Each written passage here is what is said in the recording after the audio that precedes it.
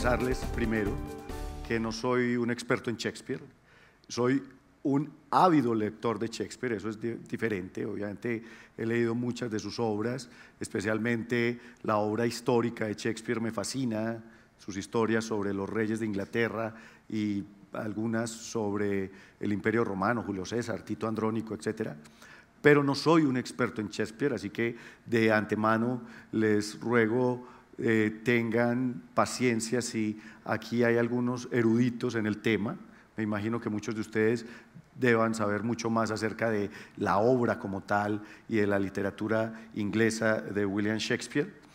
Pero digamos que la invitación de hoy es hacer una unión, un montado, como dicen las abuelas, entre lo que es la astronomía y lo que es la literatura. No solo en las lunas de Urano y las obras de Shakespeare vemos una relación entre la astronomía y la literatura, sino que la encontramos en todas partes. Y eso es algo que a mí me gusta encontrar la astronomía metida en todos los lugares posibles.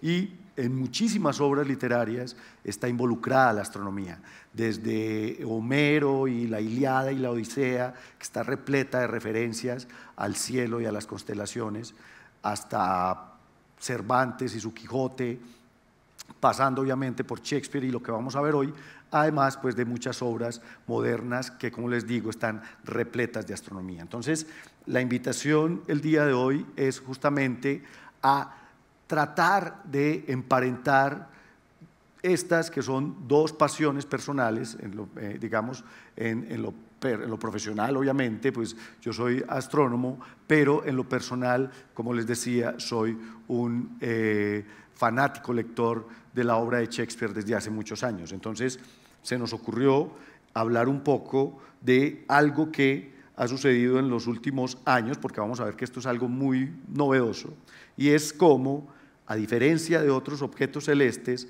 las lunas de Urano han sido llamadas en nombre de muchos de los personajes de William Shakespeare. Vamos a empezar un poco con la historia de Shakespeare. Como les decía, yo no soy un experto en la vida de Shakespeare, pero sabemos, por ejemplo, que el Día del Idioma se celebra justamente el 23 de abril en honor a la fecha de muerte de muchos de los escritores famosos, incluyendo a Cervantes y a William Shakespeare. Se sabe que fue bautizado el 26 de abril de 1564 y algunos especulan que nació efectivamente el 23 de abril de 1564, lo que significaría, y esto es algo que no puedo asegurar, que Shakespeare murió el día de su cumpleaños. Eso sería una cosa curiosa en principio, haber nacido el 23 de abril y haberse muerto un 23 de abril, pues muchos se mueren el día de su cumpleaños, no sé cuántos suceda esto estadísticamente, pero Shakespeare sería un caso curioso. Obviamente es famoso por su poesía, por su dramaturgia y porque fue un actor renombrado en esta época isabelina de la historia de Inglaterra. La palabra más usada es bardo. Bardo es algo así como alguien que va contando historias, lo que para nosotros sería actualmente un cuentero. Eso era lo que hacía Shakespeare en su época y se le atribuyen al menos la escritura de 10 tragedias, más de 17 comedias y por lo menos 11 obras históricas, además de innumerables sonetos y poemas.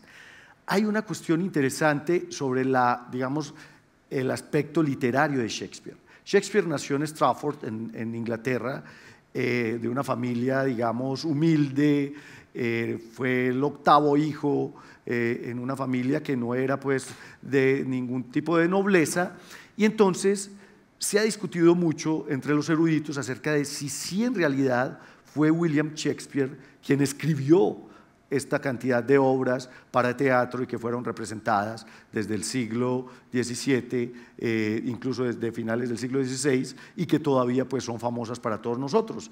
¿Debido a qué? Debido a que se sospechaba que un personaje, digamos, de un origen tan humilde, de poca educación, que no tuvo, digamos, muchas oportunidades en su vida, incluso se casó muy joven con una mujer que era mucho mayor que él, posiblemente porque la señora quedó en embarazo, entonces, digamos que metió la pata, pues los eruditos modernos a veces dudan de la veracidad de la autoría de las obras de Shakespeare y plantean que probablemente fue un seudónimo utilizado por posiblemente alguien que tenía una capacidad intelectual, una educación mucho mayor, y por ello pues dan algunos candidatos, digámoslo así. Algunos plantean la teoría de que otro dramaturgo muy famoso de la época, Christopher Marlowe, es quien en realidad escribió las obras de Shakespeare.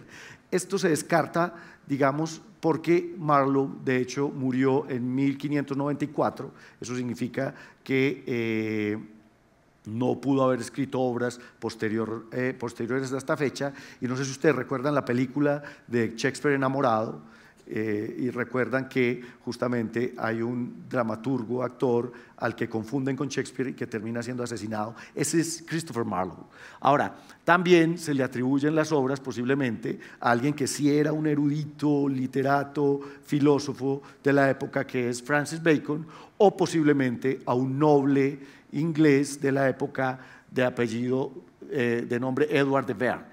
En realidad no hay manera de demostrar nada de esto. Como les digo, es una teoría que se ha venido, digamos, barajando durante los últimos años, pero se conocen muchísimas referencias a la brillantez de William Shakespeare como actor y como escritor dramatúrgico, o sea que probablemente sí se puedan atribuir todas las obras al William Shakespeare histórico que conocemos. Esta es una reproducción del lugar donde trabajaba Shakespeare. Él cofundó una compañía de actores que se llamaban los Hombres del Chamberlain, que después terminó siendo patrocinada por el rey de Inglaterra y se convirtió en lo que se conoció como los Hombres del Rey. Es una compañía de teatro del siglo XVII.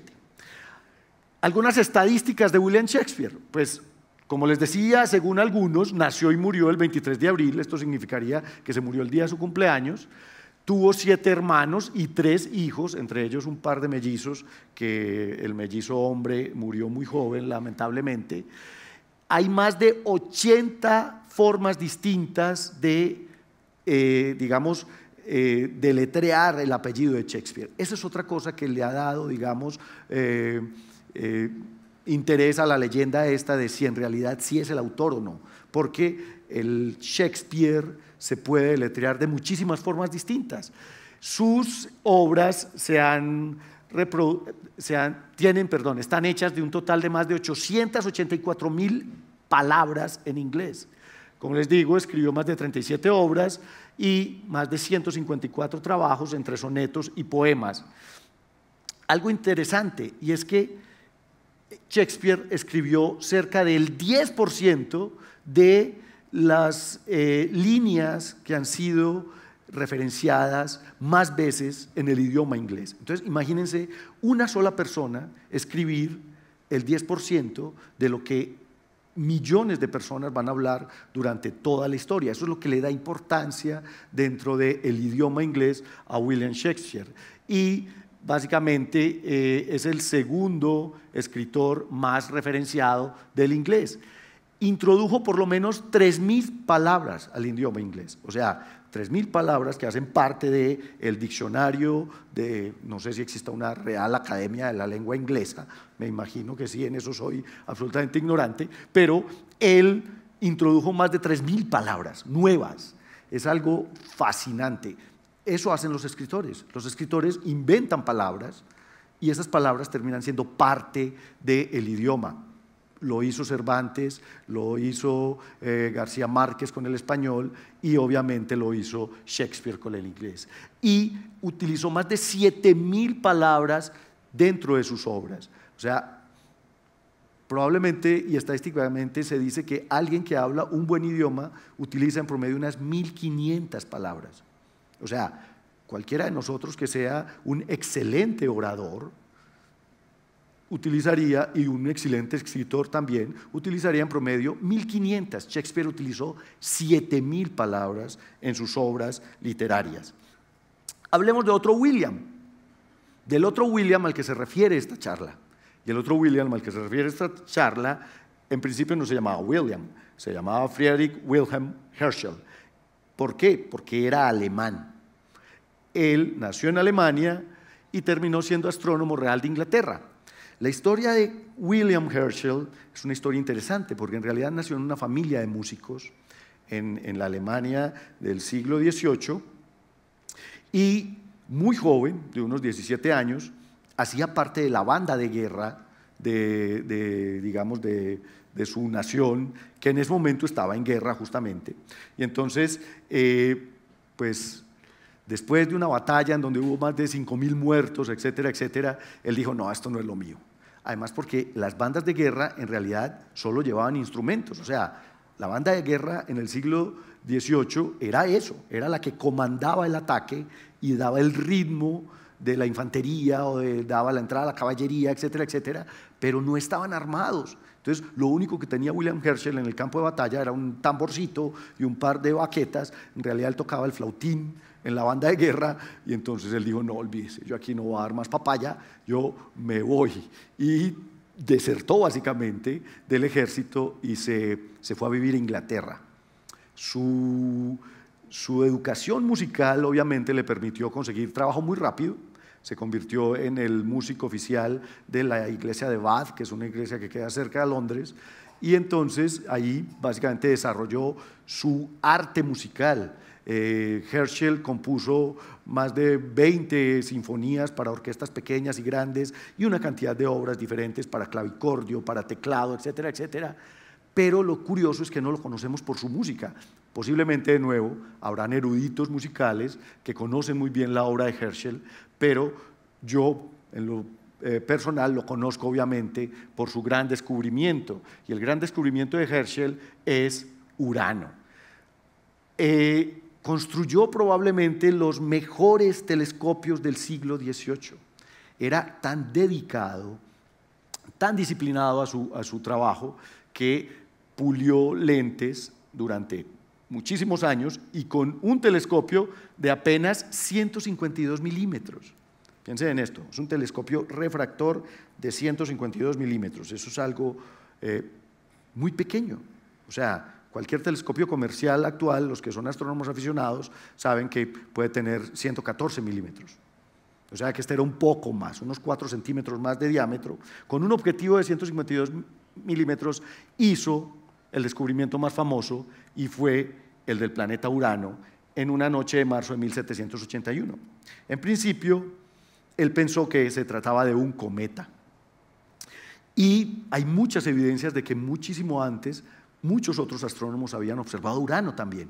Se veía como una manchita verde en el cielo, pero era tal el conocimiento, digámoslo así, enciclopédico que tenía Herschel del cielo, que muy pronto se dio cuenta de que en realidad no debería ser un cometa, que probablemente era otro objeto. Y cuando otros astrónomos entonces calcularon su órbita y demostraron que en realidad no se trataba de un cometa, pues se entendió que lo que Herschel había descubierto era el séptimo planeta del sistema solar.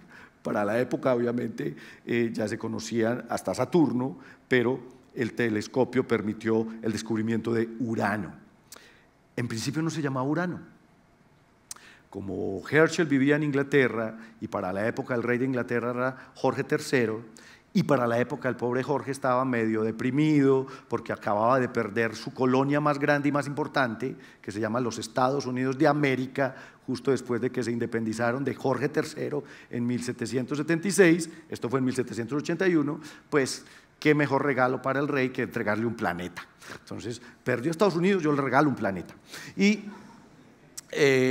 pues sí, ahí un poquito lambiscón el señor William Herschel, le regaló el planeta, lo llamó el Georgium Sidus, que significa la estrella de Jorge III. Y Jorge se sintió tan feliz, tan dichoso, que obviamente se trajo a Herschel a vivir cerca de su castillo, le dio una casa nueva y le dio un trabajo nuevo. Fue nombrado astrónomo real. Era un cargo que ni siquiera existía, pero como buen burócrata, el señor Jorge III lo nombró astrónomo real y le dio una pensión vitalicia Eso era bueno en esa época porque uno no tenía que meterse al seguro social durante 70 años y después pelear otros 70 para que le dieran la pensión. Él simplemente se convirtió en astrónomo real con una pensión vitalicia, entonces se olvidó de la música, no volvió a ser músico y se dedicó a lo que le gustaba, la astronomía, a construir telescopios, a observar el cielo diariamente, noche tras noche. Aquí hay algo de las notas de observación de Herschel. En sus notas describió que una estrella nebulosa de cierta curiosidad o posiblemente un cometa. Él no entendió en principio que se trataba de un planeta, pero pues finalmente se descubrió que era un planeta y, como les digo, fue llamado el Georgium Sidus, o el planeta de Jorge, o la estrella de Jorge más bien. Herschel, y esto es algo que posiblemente muchos no sepamos, descubrió más de 2.514 objetos.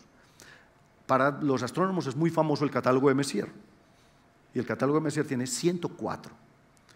Herschel pudo haber hecho un catálogo con 2.514 objetos de espacio profundo, entre los que se encuentran cúmulos, nebulosas, galaxias, etc.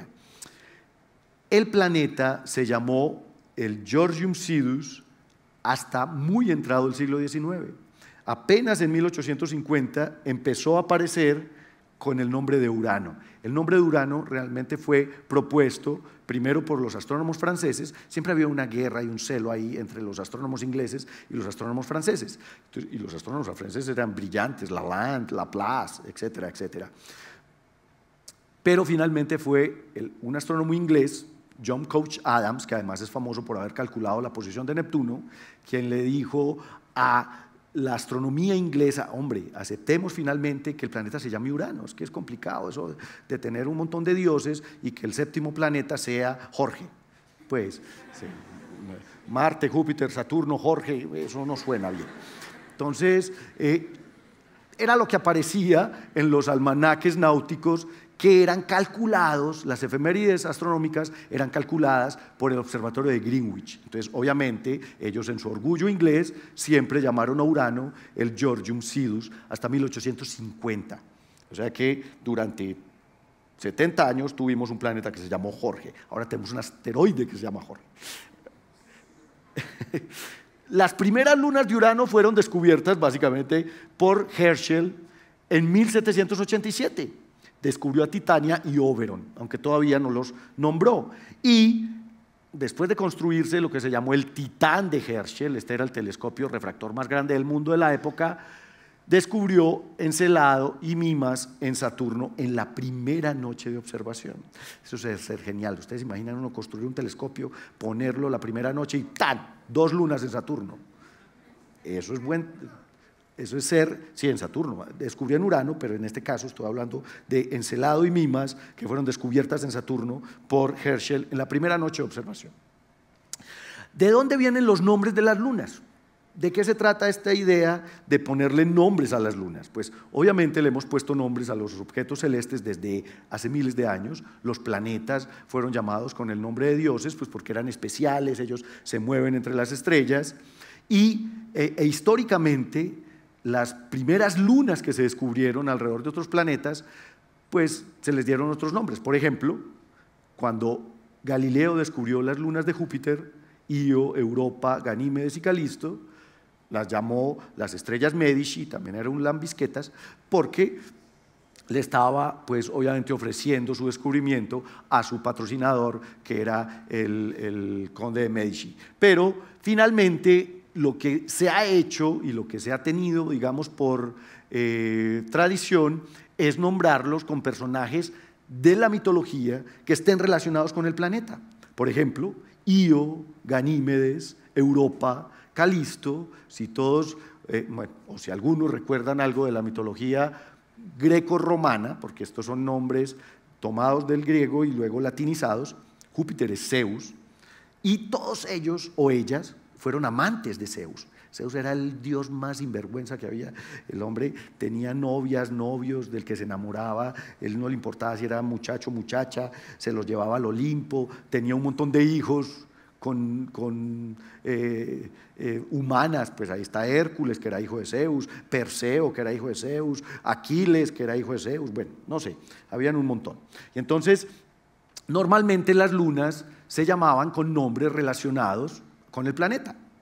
Y un ejemplo de ellos pues es Io. Ahora, a partir de cierto momento, la Unión Astronómica Internacional, que es quien ahora nombra los objetos celestes, pues empezó a codificar el asunto. Y entonces, en principio, empezaron a darles un orden de acuerdo con el descubrimiento. Entonces, por ejemplo, Io, que fue la primera descubierta en Júpiter, era J1, o sea, es el primer satélite de Júpiter. O Europa era J2. Titán, que fue la primera en Saturno, era S1. Eso no se cumple con Urano. Ahorita lo vamos a ver y les voy a explicar por qué. Normalmente los satélites que se acaban de descubrir, pero que no han sido confirmados, se nombran con ese satélite, el año de observación y el planeta. Por ejemplo, estos fueron los últimos 2 satélites descubiertos en Plutón. Ustedes saben que Plutón ahora posee 5 satélites. ¿De dónde entonces surge el nombre de las lunas de Urano? Aunque William Herschel, con sus supertelescopios, alcanzó a notificar al menos el descubrimiento de 6 lunas, porque además el rey lo hizo miembro de la Royal Society. Y entonces todos los científicos de la época, o sea, la ciencia en bicicleta de Londres se hacía en la Royal Society. Eso no es por dármelas, pero la idea era que era lo que hacían. Allá hacían conferencias abiertas al público en la Royal Society y allá iban los científicos a hablar de sus descubrimientos en todas las áreas, en astronomía, en física, en química, en biología, en lo que fuera. Herschel tuvo la oportunidad dentro de la sociedad real de presentar sus descubrimientos y presentó el descubrimiento de al menos 6 lunas en Urano y el primer anillo. El primer anillo también fue observado por Herschel, pero el problema era que el único que tenía esa sofisticación de telescopios era Herschel. Nadie más tenía un telescopio tan potente o tan bueno para observar lo que Herschel estaba observando. Apenas hasta la década de 1840 empezaron, digamos, a construirse instrumentos lo suficientemente poderosos, con la buena resolución y la buena óptica, para poder corroborar los descubrimientos de Herschel. Y eso lo hizo un astrónomo inglés también muy famoso llamado William Lassell. William Lassell descubrió el tercer y cuarto satélites de Urano, que ahora conocemos como Ariel y Umbriel.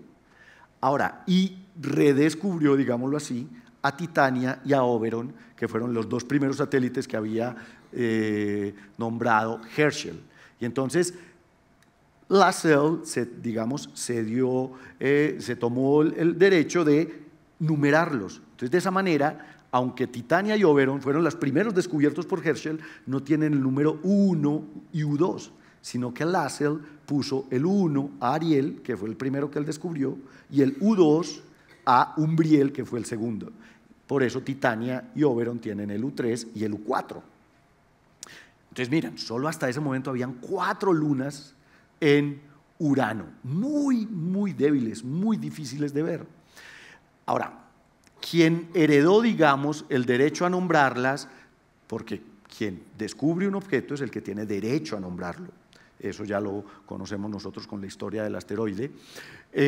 Fue John Herschel. John Herschel era el hijo de William Herschel y en 1852, digamos, por petición del astrónomo francés Lalande, optó por nombrar a las 4 lunas que se habían descubierto en Urano y las nombró con el título de personajes que aparecen 2 en las obras de Shakespeare, bueno, 3, y en las obras de Alexander Pope.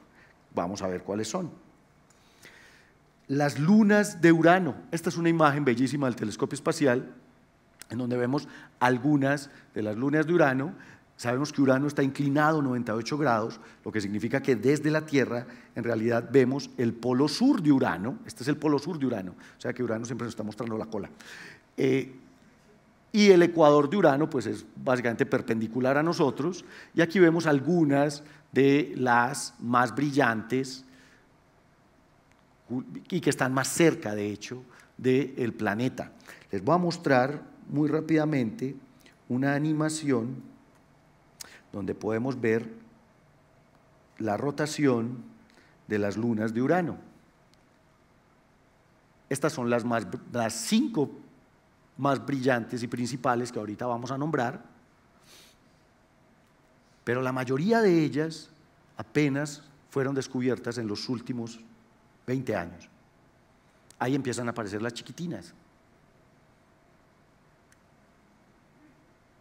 E incluso hay algunas que están metidas en medio de los anillos. A las lunas que se encuentran metidas en el medio de un sistema de anillos se les llama lunas pastoras, porque gravitacionalmente, digamos, controlan el sistema de anillos. Aquí se está acelerando sencillamente el tiempo para ver la evolución del sistema de anillos de Urano a medida que rota y a medida que se inclina, digamos, con respecto a la visual desde la Tierra. Pero la idea de este video es que entendamos que es muy difícil ver las lunas de Urano. No es algo sencillo, no es algo que se vea perfectamente como se ven las de Júpiter, por ejemplo. Estas son las lunas interiores de Urano. Aquí están, digamos, las primeras 13 lunas. Todas tienen, en este caso, nombres de personajes de las obras de Shakespeare, y miren que aquí están numeradas. Este número romano equivale al orden de descubrimiento, exceptuando, como recuerdan ustedes, del U1 al U4, que son Ariel, Umbriel, Titania y Oberon. ¿Quién descubrió la mayoría de las lunas de Urano? No fue un astrónomo, fue una nave espacial.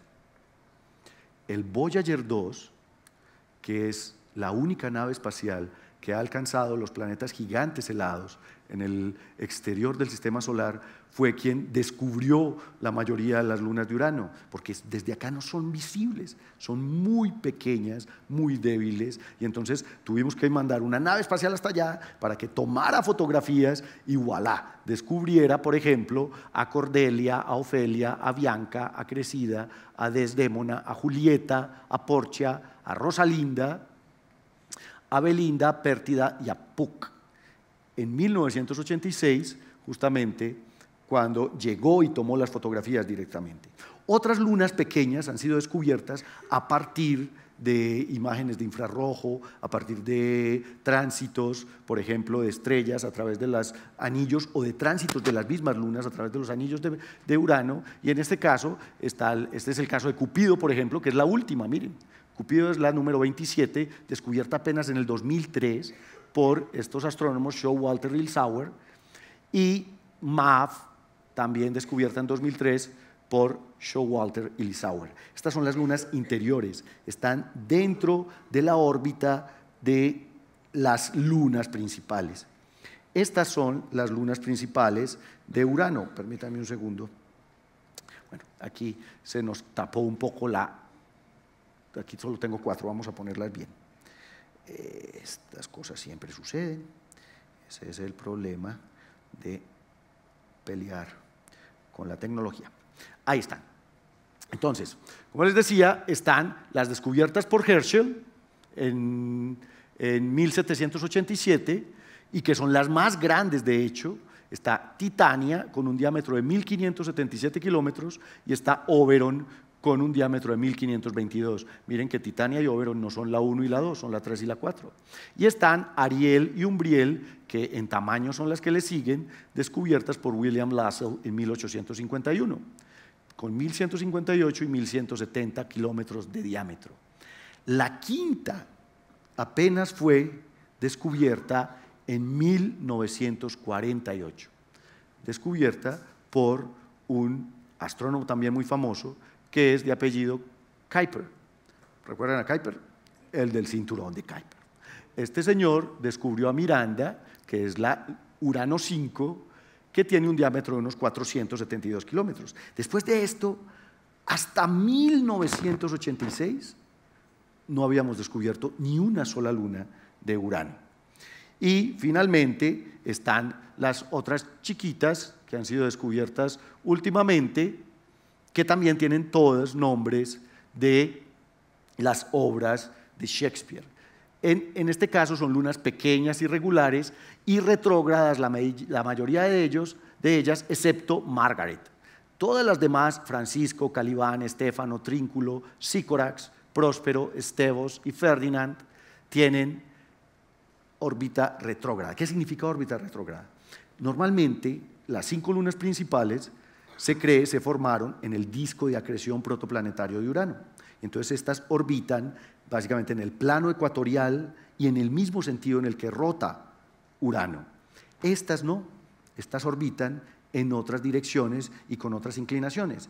Y el hecho de que sean irregulares, lo que nos dice es que probablemente son objetos atrapados. Son lunas que no se formaron con Urano, sino que terminaron siendo atrapadas gravitacionalmente. Eso sucede con muchísimas de las lunas del sistema solar.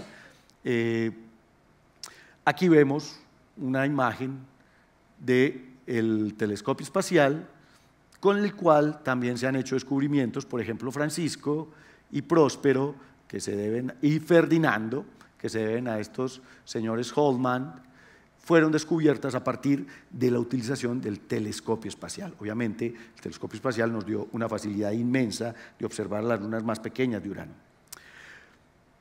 Todas ellas están incluidas, como les digo, en una u otra obra literaria, ya sea de Shakespeare o específicamente en una obra literaria de un poeta inglés que se llama Alexander Pope, que se llamaba Alexander Pope. Alexander Pope escribió un poema muy famoso que se llama El rizo robado, que ahorita les voy a hablar un poco de él, y del rizo robado tenemos Ariel, Umbriel y Belinda.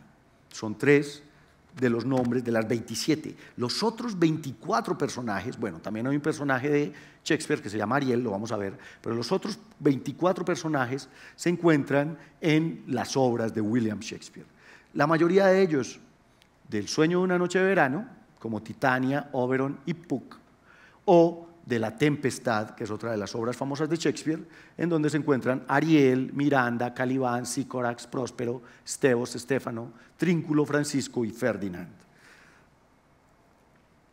¿De qué se tratan las obras de Shakespeare? Por lo menos voy a hablar de 2 de las principales, donde uno puede encontrar las lunas de Urano. O sea, si ustedes quieren encontrar las lunas de Urano, no van a utilizar un telescopio, sino que van a ir a leer a Shakespeare. Porque, como les digo, verlas en el cielo, orbitando el planeta, es una tarea supremamente difícil. La Tempestad es una de las obras más famosas de Shakespeare. Se trata de uno de los últimos romances que escribió y fue presentada por primera vez en noviembre de 1611 en uno de los palacios reales, el Palacio de Whitehall en Londres, y cuenta la historia.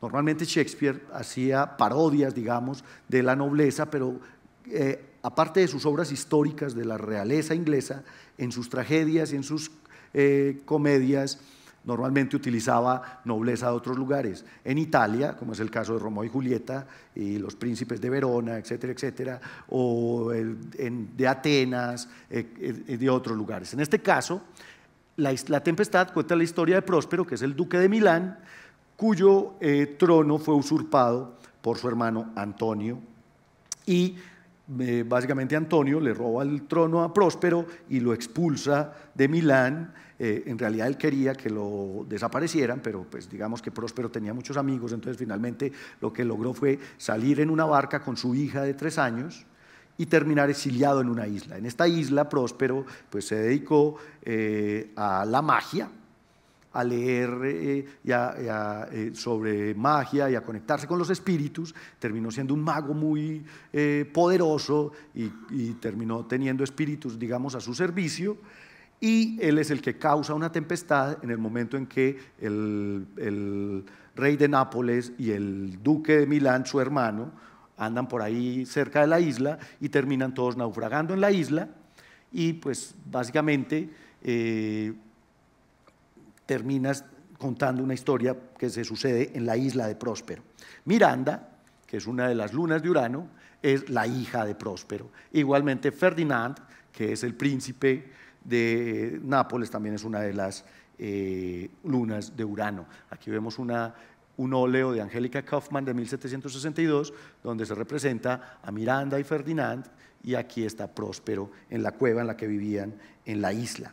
Aquí les dejé los 3 punticos para que ustedes lean la historia, no se las puedo contar completa. Otra de las excelentes comedias de William Shakespeare es El sueño de una noche de verano.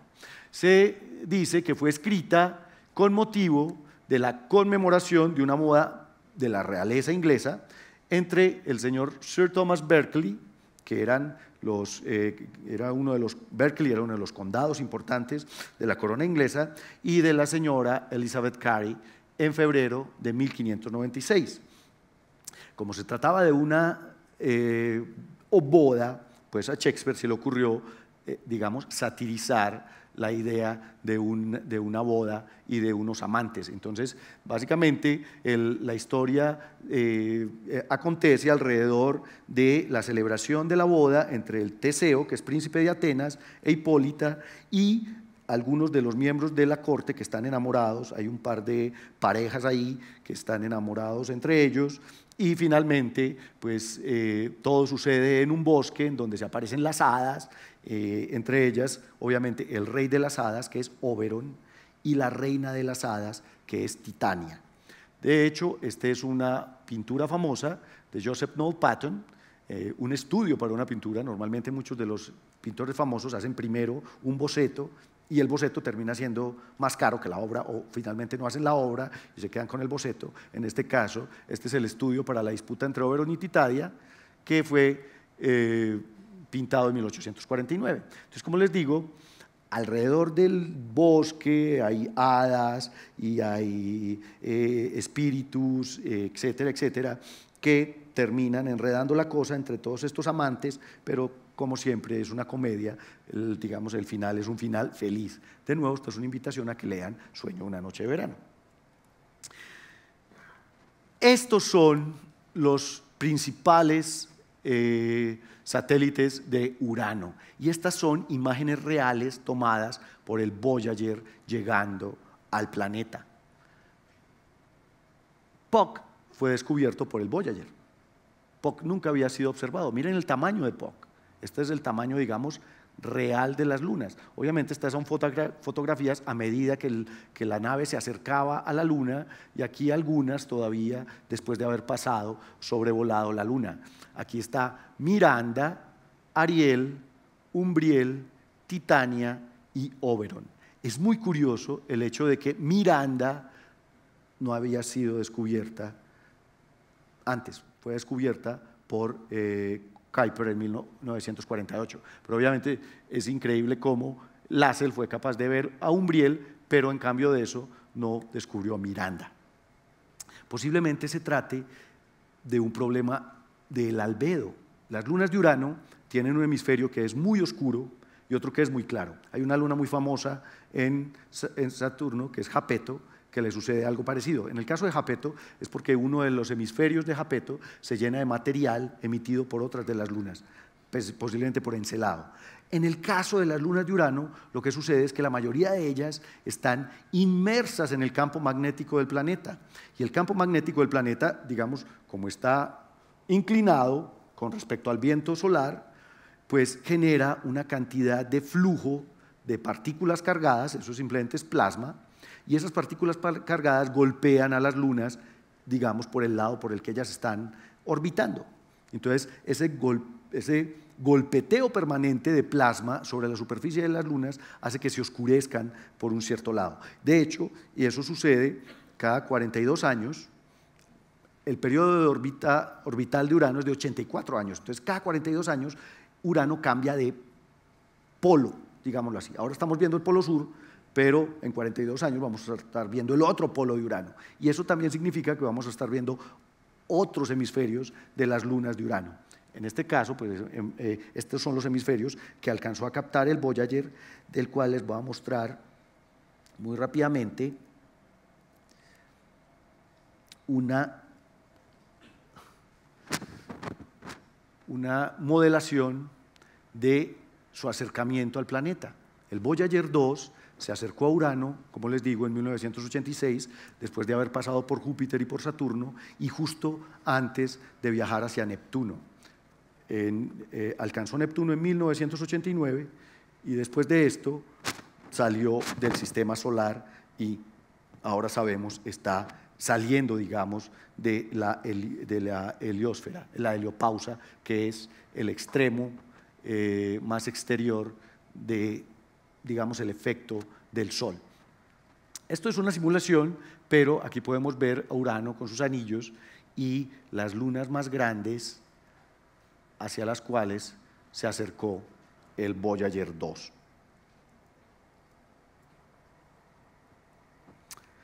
¿Quién es Titania en la obra de Shakespeare? Como les decía, Titania es la reina de las hadas, es la esposa de Oberon, que es el rey de las hadas, y mantiene una disputa con Oberon, primero por celos y segundo porque Titania robó un niño de una princesa india y Oberon quería a ese niño como paje. En las leyendas de hadas se dice que las hadas roban a los niños. Es una de las, digamos, es uno de los trucos que hacen las hadas. Entonces Oberon, digamos celoso, le ordena a uno de sus sirvientes, que es Puck, que consiga una flor mágica que le hará enamorarse del primero que vea al despertar. Esta es una frase de Titania, donde se refiere a la luna y que me parece muy curiosa porque ya se refiere al hecho de que la luna rige las mareas. Todavía no había teoría gravitacional, piensen en esto. Esto es en 1611. La teoría de la gravedad de Newton desde 1687. Y aquí Titania se refiere a Oberon como el que hace que la luna, que rige las mareas, pálida de furia, bañe el aire causando una multitud de fiebres y catarros. Esta es otra obra de arte donde se representa a Titania por John Simmons. Ahora, Titania la luna. Titania la luna es la luna más grande de Urano y es la octava luna en el sistema solar. Tiene un diámetro de 1578 kilómetros, descubierta por Herschel en 1787. Básicamente todas las lunas de Urano están hechas de hielo y roca, posiblemente en la misma proporción, 50% hielo, 50% roca, tachonada de cráteres gigantescos, y Voyager 2 logró fotografiar su hemisferio norte. Orbita muy rápido alrededor de Urano, en 8.7 días, a una distancia de unos 436.000 kilómetros. La siguiente luna de las principales es Oberon. Oberon en las obras de Shakespeare, específicamente en El sueño de una noche de verano, es el rey de las hadas, proviene de la mitología celta y, como les digo, en la obra, pues él hace que su sirviente traiga una flor mágica que llama la flor del suspiro, y al echar el jugo de esta flor mágica sobre los ojos de alguien que esté dormido, inmediatamente despierta, se enamora del primero que ve. Y entonces él le hace la broma a su esposa, que es Titania, de echarle el juguito de la flor, y Puck transforma a un cómico y le pone cabeza de burro, y al primero que ve Titania al despertarse es a este cómico con cabeza de burro y se enamora del burro. Entonces es chistosa, pero además pues es una obra interesante. Esta es una obra de Johann Heinrich Fuchsel, donde se representa a Oberon, digamos, extrayendo el jugo de la flor y echándoselo a Titania mientras duerme. Este es una cita de Oberon donde plantea, dice: sigamos pues de las sombras la salida silenciosa, antes de que la luna pueda circundaremos la tierra. Está hablando de ir más rápido que la luna alrededor de la tierra. Oberon, como luna, es la segunda luna más grande de Urano y es la novena en el sistema solar. También está compuesta de hielo y de roca. Probablemente, y esto lo creen los astrónomos debido, digamos, al efecto gravitacional con Urano, que puede tener una capa de agua líquida justo entre el núcleo de roca y un manto de hielo. Tiene cráteres de hasta 210 kilómetros y posee grandes formaciones de acantilados, lo que en ciencias planetarias se llaman chasmatas. Las chasmatas son desfiladeros gigantescos. En las lunas de Urano se encuentran muchos desfiladeros gigantescos, y esto es debido justamente a una actividad geológica muy primigenia al principio del sistema solar. Está a 584.000 kilómetros de distancia de Urano. Ariel es la tercera luna más grande de Urano, y en la obra de La Tempestad es un espíritu aéreo que es quien genera la tempestad que hace naufragar al rey de Nápoles y al duque de Milán, y que es sirviente de Próspero, que es, digamos, el dueño de la isla, y mientras que la Ariel Luna es la cuarta luna más grande, la segunda en distancia del planeta, está a unos 190.000 kilómetros, tiene una superficie muy rica en rasgos geológicos, la vemos aquí con una cantidad de cicatrices. Ariel parece como si lo hubieran golpeado y partido en pedazos y luego ella se hubiera unido y lo hubieran pegado con engrudo o algo así. Obviamente esos rasgos pues, son de valiosísimo interés para las ciencias planetarias, cráteres cruzados por cañones y escarpados, y está dentro del campo magnético de Urano, al igual que Miranda, Titania, Umbriel. Miranda, en La Tempestad, es la hija de Próspero y su nombre pues, proviene de Mira, que significa maravilla, y pues es la protagonista, digamos, de la historia. Se enamora de Ferdinand, que es el príncipe de Nápoles, y terminan juntos, viven felices para siempre. Lean la historia. La luna es Miranda, es la más interna y la más pequeña de las 5 principales. Fue la última descubierta, digámoslo así, a través del telescopio antes de que llegara el Voyager 2 en 1948, y aún así pues las imágenes que tenemos obviamente apenas fueron conseguidas cuando en 1986 llegó la nave espacial a Urano. Cuando les hablo de escarpados, son este tipo de desfiladeros. Este es un precipicio que puede tener unos 5 kilómetros de altura, 5 kilómetros, o sea, pues es 5 kilómetros. ¿Cuál será el fiordo más profundo en la Tierra? Eso en Noruega, no sé. Pensemos en el desfiladero del Salto del Ángel, tiene 900 metros. Estos son 5 kilómetros, o sea, el que se caiga por ahí se cae. Para ir terminando, vamos a hablar un poco de Alexander Pope y porque hay otras lunas nombradas a partir de la obra del Rizo Robado.